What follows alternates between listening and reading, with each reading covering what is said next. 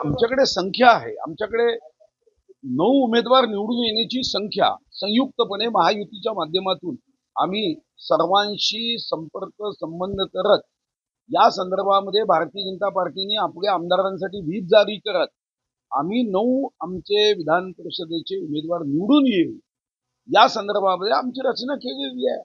प्रश्न त्यांचा आहे, महाविकास आघाडीचा, की त्यांच्या 3 उमेदवारापैकी कोणाचा नंबर लागेल हे त्यांना ठरवायचं आहे.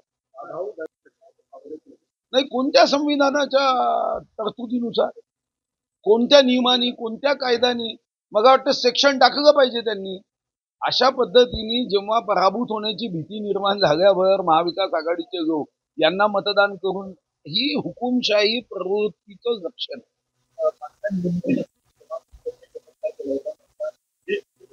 मतदान कमी होतं तरी सुद्धा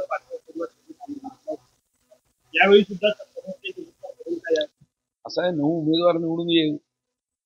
देवेंद्रजींनी या संदर्भात एकत्रित येऊन एकनाथ शिंदेजी असतील, देवेंद्रजी असतील, अजितदादा व्यूहरचना केली आहे. एकदा लोकसभेत बेसावध असल्याने थोडं नुकसान झालं याचा अर्थ असा नव्हे की ससा आणि कासवाच्या शर्यतीमध्ये नेहमी कासव जिंकले. आता एकदा जिंकलं संपला विषय. एबीपी माझा, उघडा डोळे बघा नीट.